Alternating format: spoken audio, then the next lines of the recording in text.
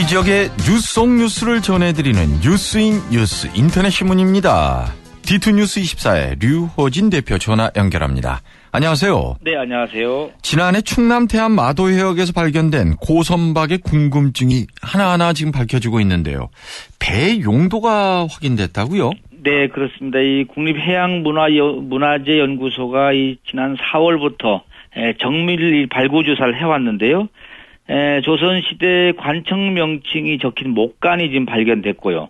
또 분청사기 등 유물 한 300여 점 하고, 그 다음에 이제 선박 구조가 좀 견고한 점으로 봤을 때 이 배가 조선 초기에 조운선으로 보인다, 이렇게 추정을 했습니다. 이 조운선이라는 것은 이 지방 창고에 있던 조세미, 그러니까 세금으로 낸 곡물을 이 도읍이 있는 한양에 있는 창고로 옮기는 이 선박이라는 겁니다. 예. 근데 그 마도해역에 조선시대에 침몰한 배가 있다는 얘기는 그동안 꽤 있어 왔던 얘기라고 하는데 실제로 발굴이 되기는 처음이라면서요? 네, 그렇습니다. 이 태안 앞바다가 이 해저 지형이 좀 복잡하고요. 또 조류가 빨라서 예부터 이 난행랑이라는 이 불렸던 곳인데요. 지금까지 우리나라에서 이 발굴된 고선박을 보면은 이 마도 4호선을 제외하고 13척이 있었는데요. 이 가운데 10척이 고려시대 배가 지금 발견됐고, 그리고 2척은 중국 선박이 13세기나 14세기 중국 선박이 발견됐고, 영흥도선이라 명명되는 한 척은 통일신라 시대 배인데요. 따라서 조선시대의 이 마배가 실물로 출현하는 것은 이 배가 처음이라고 하고요. 또 이 선박 안에 글을 쓴 그 나무 조각인 목간, 지금으로 얘기하면 이제 이걸 화물 물표라고도 얘기할 수 있고요. 또는 택배를 보낼 때 찍는 바코드 같은 역할을 한 이 목간이 60점 발견됐는데, 이 대부분의 이 목간에 보면 출발지인 나주하고 종착지인 그 한양 광흥창을 뜻하는 이 나주 광흥창 이렇게 적혀 있었습니다. 따라서 이걸 봤을 때 전남 나주 이 영산창에서 걷어들인 곡식이나 공납품을 광흥창으로 옮기는 배임을 말해준다, 이렇게 설명을 하고 있습니다. 광흥창. 무엇을 하던 곳인지, 그리고 연대 추정의 근거는 무엇인지도 좀 알려주시죠. 네, 광흥창이라는 건 이제 고려시대에 이게 설치가 돼서 조선시대까지 이어져 온 이 관리들의 이 녹봉을 관리하는 기관이라고 합니다. 그리고 지금 전문가들이 이 시기를 조선 초기로 보는 것은 분청사기에서 이 단서가 나왔는데요. 분청사기 3점 가운데 조선시대 관청인 내섬시라는 뜻하는 그 내섬이라는 글자가 확인됐는데요. 이 내섬시라는 것은 궁궐에다가 바치는 토산물이라든지 이품 이상해 주는 그 술과 안주를 담당하는 관청이었다고 합니다. 이런 사실을 토대로 했을 때 마도 4호선은 1410년에서 20년 사이, 그러니까 태종에서 세종시대에 세곡과 도자기를 싣고 나주에서 한양으로 가다가 마도해역에서 침몰한 배다, 이렇게 좀 추정이 됩니다. 황교안 국무총리가 엊그제 신설 부처들도 다 세종으로 오게 하라는 지시를 했는데요. 네, 그렇습니다. 미래부라든지 몇 개 부처가 지금 이 과천이나 서울에 지금 머물러 있는데, 황교안 국무총리 입에서 이런 얘기가 나오다 보니까 좀 주목이 되고 있습니다. 엊그제 이 세종시 지원위원회가 열렸는데요. 이 자리에 참석을 해서 세종시는 중앙행정기관의 이 3단계 이전이 끝나고 이제 정착 단계에 접어들고 있는데, 이 조기 정착의 문제를 자신이 발견했는데 이걸 해결하는 방법은 행자부가 이 나머지 행정기관 이전 절차를 마무리 짓는 것이다, 이렇게 강조를 했습니다.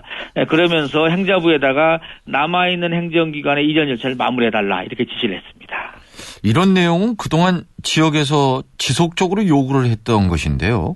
네, 그렇습니다. 사실 이런 의미에서 지역의 지금 시민사회 단체들도 지금 반기는 입장인데, 지금 미래부라든지 국민안전처, 또 인사혁신처, 이런 부서들은 이제 세종시 이전 특별법에 이전되는 기관의 어떤 고시에 명시되지 않았다는 이유로 해서 지금 과천에 남아 있는 상태입니다.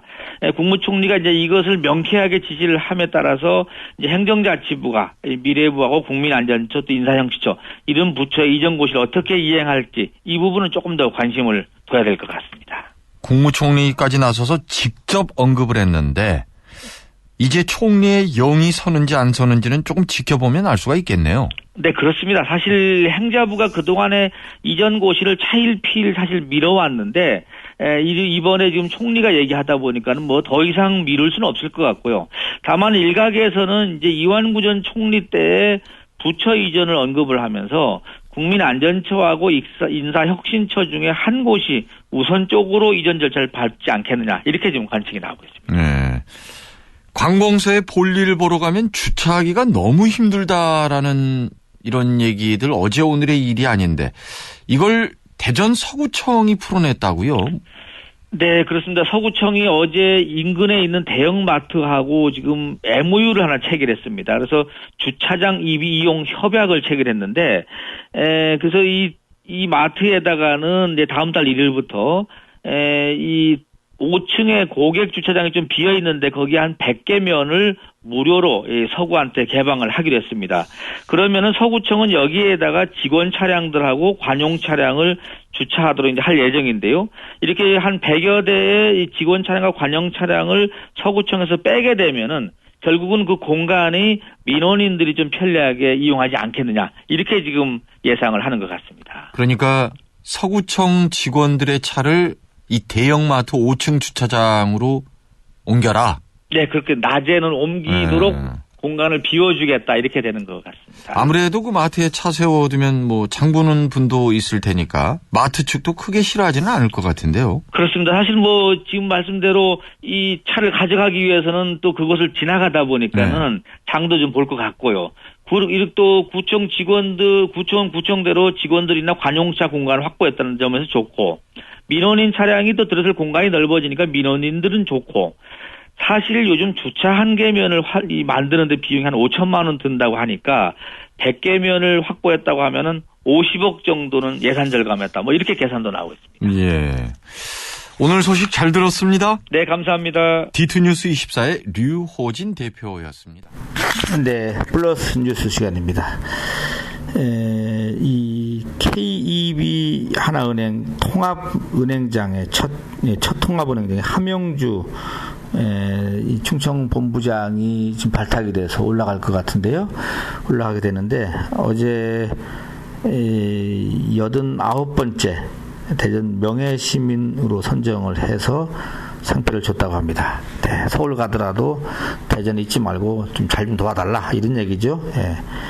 권선택 대전시장과 김인식 의장이 좌우에서 활짝 웃고 있네요.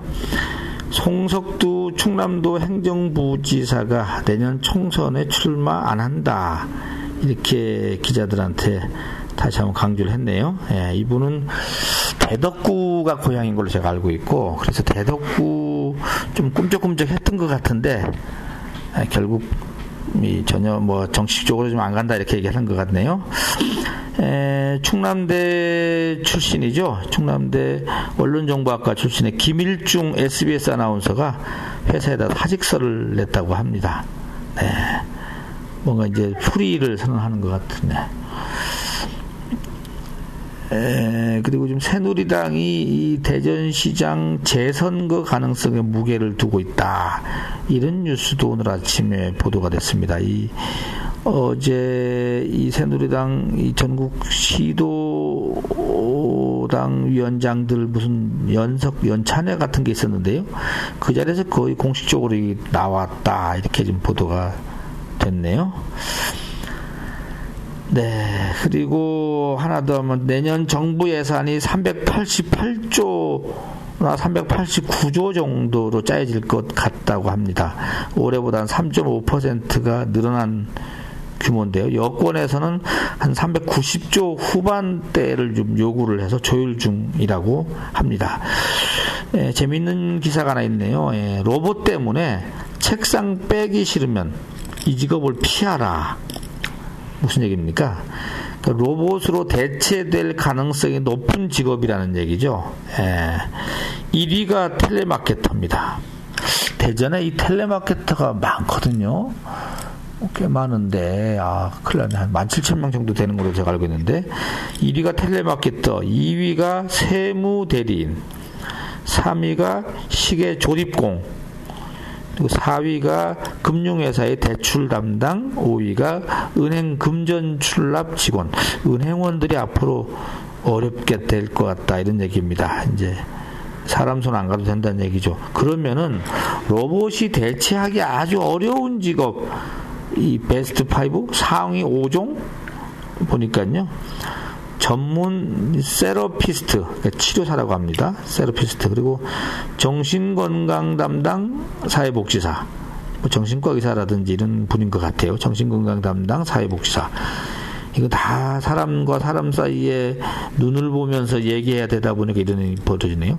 치과 의사도 대체하기 아주 낮은, 대체 확률이 낮은 직업 중에 내과 전문의, 영양사 이런 분들이 꼽혔다고 합니다.